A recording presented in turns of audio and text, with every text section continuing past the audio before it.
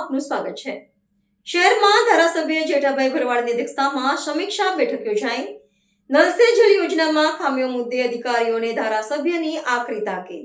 પંચમહાલના શહેરા પાલિકાના town hall ખાતે ધારાસભ્ય જેઠાભાઈ ભરવાડના અધ્યક્ષસ્થાને તાલુકાની વિકાસલક્ષી કામગીરી અને પ્રજાના પ્રશ્નોને લઈને મહત્વપૂર્ણ સમીક્ષા બેઠક યોજાઈ હતી। બેઠક દરમિયાન અનેક ગામોના સરપંચો અને ગ્રામજનોએ ઉનાળાની સિઝનમાં સર્જાયેલી પીવાના પાણીની સમસ્યા અને નલ સે જલ યોજના હેઠળ પાણી ન મળતું હોવાની રજૂઆતો કરી હતી। પ્રજાની ફરિયાદોને ગંભીરતાથી લઈ ધારાસભ્ય જેઠાભાઈ ભરવાડે પાણી પુરવઠા વિભાગ અને વાસ્મોના અધિકારીઓને આકરી તાકીદ કરી હતી। તેમણે અધિકારીઓને કચેરીઓમાંથી બહાર નીકળી ગામડાઓની સ્થળ મુલાકાત લઈ પાણીની સમસ્યાનો તાત્કાલિક નિકાલ લાવવા સૂચના આપી હતી। સાથે જ અધૂરા પડેલા કામોને ઝડપથી પૂર્ણ કરી દરેક ઘર સુધી પાણી પહોંચાડવા માટે કડક આદેશો પણ આપ્યા હતા। આજ રોજ 1 જૂન હતી અને દર રવિવારે મત વિસ્તારમાંથી ફરિયાદો આવતી હતી, બહેનોની ફરિયાદો આવતી હતી, પાણીની ખૂબ તકલીફ પડે છે, હેન્ડપંપો પણ ચાલતા નથી, આવી બધી કમ્પ્લેનો હતી।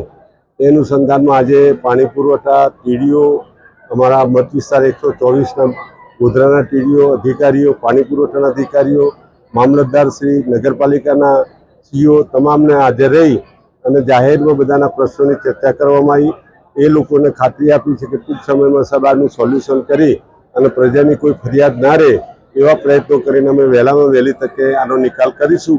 તો આજના દિવસ અમે બધાની સામે સરપંચ મિત્રો, અધિકારીઓ મિત્રોની સાથે ચર્ચા કરી, બધાને શું પ્રશ્નો છે એ પ્રશ્નોના અનુસંધાનમાં આજે બધાને બોલાવીને આપણે સૂચના આપી છે। તમામ અધિકારીઓને પણ સૂચના આપવામાં આવી છે અને જે લોકોની રજૂઆતો છે, શું પ્રશ્નો છે એ બધું પણ અધિકારીઓ રૂબરૂમાં કાર્યપાલક ઇજનેરોની હાજરીમાં, ટીડીઓની હાજરીમાં, સીઓની હાજરીમાં, બધાની હાજરીમાં આ બધી રજૂઆતો થઈ છે।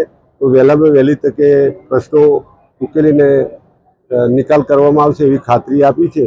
તો થોડા દિવસ માટે રાહ જોઈએ કે કેવું કરે છે। તો અધિકારીઓને પણ સૂચના આપી છે, અધિકારીઓ પણ કબૂલ્યું છે કે સાહેબ અમે વહેલામાં વહેલી તકે પ્રશ્નોનું નિરાકરણ કરી અને પ્રજાના પ્રશ્નોનો નિકાલ કરવા માટેની ખાતરી આપી છે। એટલે આજની સભા પૂરી કરવામાં આવી। ખાસ કરીને નલ સે જલ અગાઉ પણ આપણે કૌભાંડ થયું હોવાનું જાહેર કર્યું હતું। આ વખતે નલ સે જલને લઈને અનેક રજૂઆતો છે કે પાણી નથી મળતું। નલ સે જલની અંદર જ્યાં જ્યાં અમે ખામીઓ છે તો અમે અધિકારીઓ સાથે પણ બોલાવીને મિટિંગ કરી છે।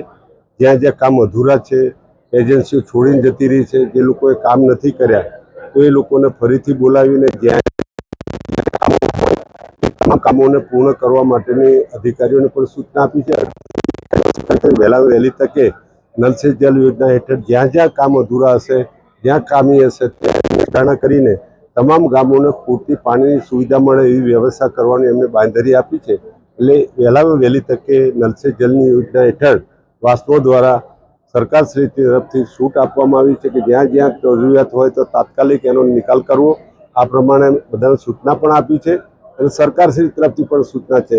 માનનીય ભૂપેન્દ્રભાઈની સરકારમાં ક્લિયર મેસેજ છે, કોઈ પણ પબ્લિકને તકલીફ પડે નહીં એની સૌએ ધ્યાન રાખવું જોઈએ। દેશના વડાપ્રધાનશ્રીએ પણ આપણને આહવાન કર્યું છે કે ડીઝલ પેટ્રોલની બચત થાય એના માટેના પ્રયત્નો કરવા જોઈએ। તો એના ભાગરૂપે અમે પ્રયત્નો કરી તમામ સરપંચો બધાને સૂચના આપી છે કે જેટલું બને એટલું ટ્રાવેલિંગ ઓછું કરીને વિડીયો કોન્ફરન્સ કે વિડીયો મારફતે જો કામ થતું હોય તો આપણે બધાએ વિડીયો કોન્ફરન્સ મારફતે કામ કરવું જોઈએ। આપી છે આપણા બધાનો ખૂબ ખૂબ આભાર। જય હિન્દ, જય મહત્વનો પ્રશ્ન છે ખનીજ ચોરી તાલુકામાં વધી રહી છે। સ્થાનિક તંત્ર હોય કે ખાણ ખનીજ વિભાગ આ સામે કાર્યવાહી કરતું નથી। આપ એટલા એવા છો કે આપને એક ખાલી ઉકાળથી આ ખનીજ ચોરી અટકી શકે છે, તો આપનું શું કહેવું?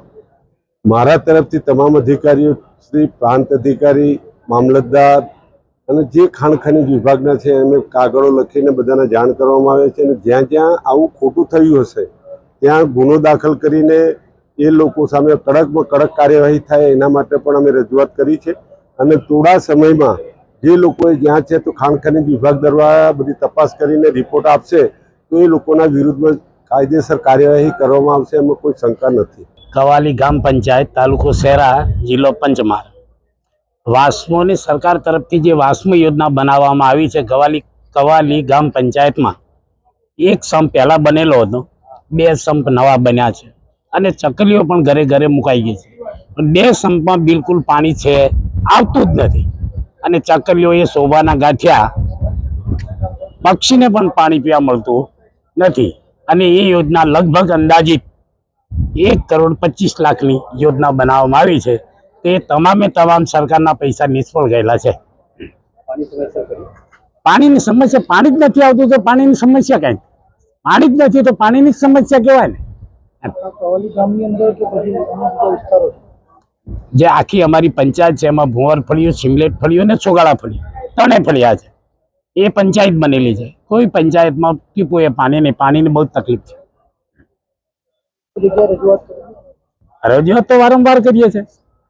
હું એક જાગૃત નાગરિક છું, બરાબર. સરપંચને કરીએ છીએ, MLA ઓફિસ બી કરી છે, બધે કરી છે. કાવ્યા અર્જુનભાઈ કોયાભાઈ. આ બાબતે ગંભીરતા લેવામાં આવે છે અને જે કામો અધૂરા છે એ કામો કરાવવાનું ચાલુ છે અત્યારે. પણ જે સોર્સના પ્રોબ્લેમ છે, જ્યાં સંપ નથી બન્યા અથવા જ્યાં જે છે પાણી લાવવાનું બાકી છે એ કામગીરી બી સાથે સાથે ચાલી રહી છે. અમુક ગામોમાં આંશિક પાણી ચાલુ છે. જે ફળિયાઓમાં અલગથી સંપ અને ટાંકી બનવામાં આવશે એ જે પ્રગતિમાં છે, ડિસેમ્બર સુધીમાં થશે ત્યારે આખા ગામમાં પાણી ચાલુ થશે. સાથે સાથે અમે જે છે એના ટેસ્ટિંગના બી કામગીરી હાથે લઈએ છીએ. હાલના ઉનાળામાં જે પોસિબલ હોય અમે જે છે કરીએ છીએ. પણ અનેક ગામોમાં 3-4 વર્ષ યોજના થઈ, એક ટીપું પાણી મળ્યું નથી. શું કહેશો? આ ગામોમાં મેઇનલી સોર્સનો પ્રોબ્લેમ છે અથવા પ્રોબ્લેમ હશે તો અમે જિલ્લા તમામ જે છે સંકલન કરીને એમાં ચાલુ કરવાનો પ્રયાસ કરીએ છીએ. ગ્રામ પંચાયતને ઓપરેટિંગ કરવામાં ઇસ્યુ થાય છે એમાં ટેકનિકલ સપોર્ટ બી આપીએ છીએ. અને જે ગામોમાં સોર્સના પ્રોબ્લેમ છે એ પ્રોબ્લેમ જૂથ યોજનાના પાણી 100% આવી જશે ત્યારે થશે. અમુક ગામોમાં આંશિક બી પાણી ચાલુ છે. જે વસ્તીના ધોરણે નવા સંપ ટાંકીઓ બનાવવાની કામગીરી ચાલી રહી છે અત્યારે, એ પૂર્ણ થશે. એના પછી ડિસેમ્બર સુધીમાં તમામ ગામોના પાણી થઈ જશે. કેટલાક ગામો તો એવા છે કે સંપ બન્યા પણ ટીપું પાણી 2-3 વર્ષ સંપ બન્યા પણ પાણી નથી મળ્યું. સંપ અત્યારે કોઈ ગામમાં સંપ બની ગયા તો એક જ ગામના સંપ ના હોય, 90 ગામની, 50 ગામની, 60 ગામની યોજનાઓ હોય. એક સાથે બધા જે છે પાણી ચાલુ થશે. એના ટેસ્ટિંગની બી કામગીરી ચાલુ થશે. એના પછી એમાં પમ્પિંગ મશીનરી, ત્યાંથી વાસ્મોની લાઈન જોડવાની ગ્રામ પંચાયતની જે છે એ બધી કામગીરી એની સાથે જ છે. એ કામગીરી પૂર્ણ થશે, એ પ્રોબ્લેમ સોર્ટ આઉટ થશે, પછી આગળ ફળિયામાં કામગીરી સોલ્વ ચાલુ થઈ જશે. એ મેઇન પ્રોબ્લેમ આ જ છે. એ મેં સાહેબ જોડે ચર્ચા બી કરી છે. અત્યારે જે ડિલે છે એજન્સીઓના, એમાં જે અમે રજૂઆત બી કરી છે કાર્યપાલકીય બાંધકામ વિભાગ તરફથી. જે વડી કચેરી તરફથી જે સૂચના થશે કાર્યવાહી થશે. Thank you.